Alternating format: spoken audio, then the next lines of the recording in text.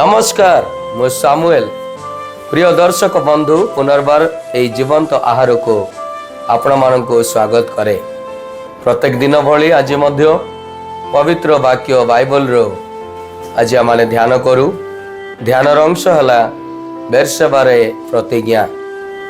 आज वाक्य अध्ययन निमंते आसतु आमे माने आदि पुस्तक तार 46 पर्व 1 पद ठारू 27 पद पर्यंत पाठ करिबा। जदि आपण मानक पाखरे बाइबल अछि दयाकरी मो सहित खोली पाठ करंतु।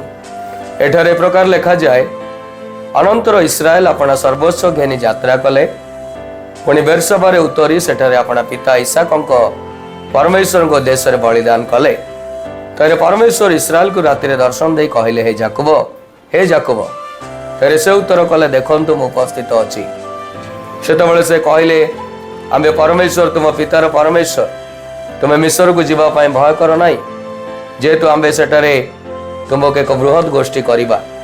आमे तुम संगे मिस्र देश को जीवा, पुणी आमे मध्य सेठाकू तुमको निश्चय बाहुडाई आनिबा। पुणी जोसेफ निज हस्तरे तुमर चक्षु मुद्रित करिबो। अनंतर जाकुब बेर्शेबा ठारू यात्रा कले, पुणी तांकु बहिमा निमंते फारो जो सकट पठाइतिले, तर इस्राएल रो पुत्रगण अपना मान पिता जाकुबंकु ओ बालक मानंकु ओ भार्या मानंकु नहीं गले। एउतरे से माने अर्थात जाकुब तांको समस्त वंश अपना मान पशुगण और किणान देश रे उपार्जित समस्त संपत्ति ज्ञानी मिस्र देश रे उतरिले। एही प्रकार जाकुब अपना पुत्र पौत्र और पुत्री और पौत्री समस्त परिवार नहीं मिस्र देश को गले।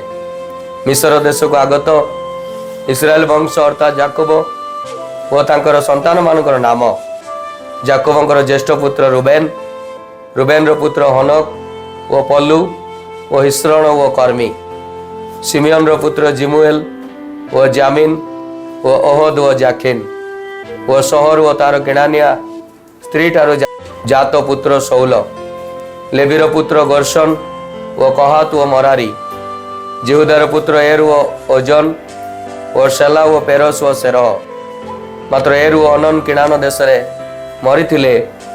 पेरस रो पुत्र हिस्रोन ओ हामुल, इसाकर संतान तलय ओ पुय ओ जब ओ सिमरन, शबुलुन रो पुत्र सेरद ओ एलन ओ जहलेल।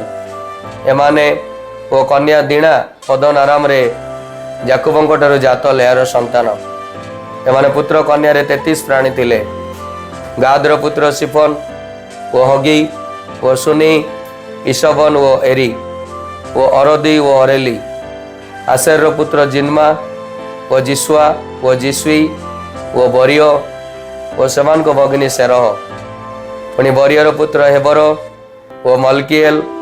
लाबन अपना कन्या लेया को शिल्पा नानमी जो दासी देइतिला, से जाकुबंकर एही संतान मानंको प्रसव करितिला। एमाने 16 प्राणी। पुणी जाकुबंक भार्या राहेल रो पुत्र जोसेफ ओ बिन्यामिन। जोसेफंकर पुत्र मनसी ओ इफ्रियम मिस्र देश रे जन्मी थिले। ओ नगरस्थ पोटिपर याजकर आसनत नानमी कन्या सेमानकु प्रसव करितिला। पुणी बिन्यामिन रो संतान बेला ओ बेखर ओ अश्वेल ओ गेरा ओ नामन ओ एही ओ रोश ओ मुपिम ओ हुपिम ओ अर्द। यही 14 प्राणी जाकुबंक ठारू जात राहेल रो संतान। आउ दानर पुत्र हुसिम, नप्तालीर पुत्र जहसिएल ओ गुनी ओ यश्चर ओ सिलेम। लाबन अपना कन्या राहेल को मिलिहा नानमी जो दासी देइतिला, से जाकुबंकर एही संतान मानंको प्रसव करितिला। एमाने सर्वसुधा 7 प्राणी। जाकुबंक कटीरू उत्पन्न जो प्राणीगण तांको संगरे मिस्र रे उपस्थित हेले, जाकुबंक पुत्रवधू मानक छड़ा सेमाने सर्वसुधा 66 प्राणी थिले। मिस्र रे जोसेफंकर जो पुत्र जात होइतिले, सेमाने 2 प्राणी मिस्र को आगत जाकुबंक परिजन सर्वसुधा 70 जन थिले। ईश्वर पठित शास्त्रांश पठन एवं श्रवण रे आम प्रत्येक को आशीर्वाद करंतु। आसंतु मोर प्रिय माने पठित अंश को बुझा निमंते चेष्टा करू। याकूब मिस्र को जीवा समय बेर्शबाटारे परमेश्वर निकट में एक बलिदान उत्सर्ग करते, जहाँ आम 21 पर्व 31 पद रु 33 पद एवं 26 पर्व 23 पद रु 25 पद मध्य देखिपारू। परमेश्वर तांकु मिस्र को जीवाकू भय न करने को कही से प्रतिज्ञा करथिले जे से याकूब को एक महान जाति करिवे, तांको सहित मिस्र को जीवे एवं तांको किणान को फेराई आनिबे एवं तांको मृत्यु शज्यारे तांको जत्न नेबा पई जोसेफ को तांको पाखरे रखिबे, जहा पद 1 रु 4 मध्य आमे पाई पारू। एहार अर्थ थिला जे से याकूब और इस्राएल मध्यम अब्राहम एवं इसहाक को देइतिबा नियम को पूरण करिवे। एही प्रतिश्रुति पाइबा परे याकूब आनंद रे तांको परिवार सहित मिस्र को गले। सेमाने मोट 70 जन प्राणी थिले।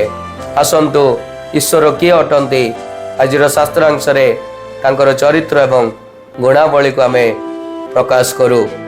3 रु 4 पद अनुसार परमेश्वर सर्वदा आम सहित अछंती एवं जोठक आमे जाऊ सेठारे आमको सुरक्षा दियंती। जेतेबेले याकूब बेर्शबारु हारण को पलाई जाउतिले, परमेश्वर तांको सहित रहिबा एवं तांको सुरक्षा देबा पाई प्रतिज्ञा करिथिले।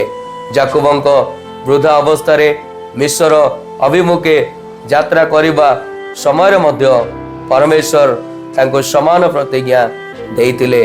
परमेश्वर एबे मध्य आम सहित अछंती एवं से सर्वदा आम्भ मानकर जत्न नेबे।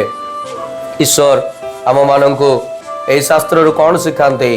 आसंतु मोर प्रिय माने आमे ता शिखु एवं ता अपना जीवन रे प्रयोग करू एवं ता द्वारा आशीर्वाद युक्त हेउ।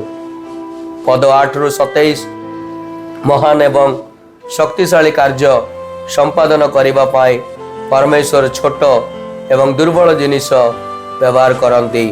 याकूबंकर 70 जन लोकंक परिवार को एक जाति किंबा राज्य बोली कुहाजिबा बहुत छोट विषय थिला, किंतु से तांको उद्देश्य अनुजाई एई छोट गोष्ठी रो एक संपूर्ण जाति गठन करथिले।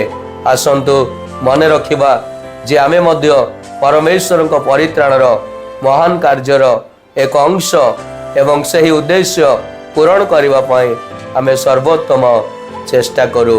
ईश्वर आजिर ध्यान रे आम प्रत्येक को आशीर्वाद करंतु। आसंतु मोर प्रिय माने आम्भे माने प्रार्थना करिबा। हे प्रभु, तुमरी प्रतिश्रुति को सदा सर्वदा विश्वास भरोसा करी तुमरी प्रतिज्ञा को अपेक्षा करी तुम उपरे निर्भर करी तुम्हें देइथिबार समस्त योजना को कार्यकारी करने निमंते तुम्हें आम मानको व्यवहार करी तुमरी योजना आम जीवन दे सफल करिवारे आम मान को साहाय्य करंतु। यीशु नाम रे ए प्रार्थना मागिली, आमेन।